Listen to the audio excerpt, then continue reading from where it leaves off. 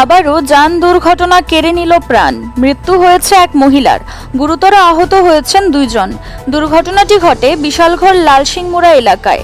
যান দুর্ঘটনা কোনোভাবেই পিছু ছাড়ছে না, বেঘোরে প্রাণ হারাচ্ছেন সাধারণ মানুষ।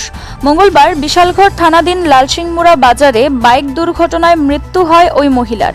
আহত হয়েছেন দুইজন। দ্রুত একটি বাইক রাস্তার পাশে এক মহিলাকে সজোরে ধাক্কা দিলে এই দুর্ঘটনা ঘটে। তাতে মৃত্যু হয় তুলসী নামে ওই মহিলার। আহতরা হলেন বিকাশ দেবনাথ ও ননী গোপাল দেববর্মা। তারা দুইজনই বাইকে ছিলেন। খবর পেয়ে ঘটনাস্থলে যায় বিশালঘর অগ্নি নির্বাপক দপ্তরের কর্মীরা। তারা আহতদের উদ্ধার করে বিশালঘর মহকুমা হাসপাতালে নিয়ে যায়। মহকুমা হাসপাতালে কর্তব্যরত চিকিৎসকরা তুলসী নমকে মৃত বলে ঘোষণা করেন।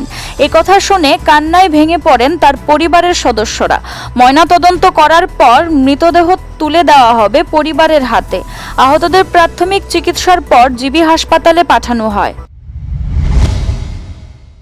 কিছুক্ষণ আগে ফায়ার সার্ভিস তিনজনকে নিয়ে আসে।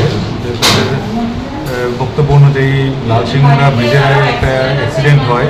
দুইজন বাইক আরোহী, নাম হলো বিকাশ দেবনাথ 39 বছর এবং ননীগোপাল দেববর্মা 60 বছর। এই দুজন বাইক আরোহী তুলসী নামে এক মহিলা রাস্তায় ধাক্কা দেয় এবং তিনজনকে ফায়ার সার্ভিস আমাদের হাসপাতালে নিয়ে আসে এবং আনার পর আমরা দেখতে পাই তুলসী নম ব্রড ডেড অবস্থায় আছেন।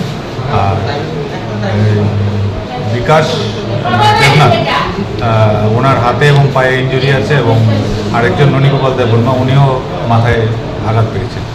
তো আমরা এখন মহিলা থানায় তুলসী নমর ব্যাপারে আমরা খবর জানাচ্ছি আর বাকি দুজনকে আমরা প্রাথমিক চিকিৎসার পর ট্রমা সেন্টারে। স্যার, মহিলা কি হাসপাতালে আনার পর মৃত্যু হয়েছে নাকি? উনি আনার পথেই খুব সম্ভবত মৃত্যু মারা গেছেন। আনার পর আমরা ওনাকে মৃত অবস্থায়। Siri TV, channel for news and entertainment.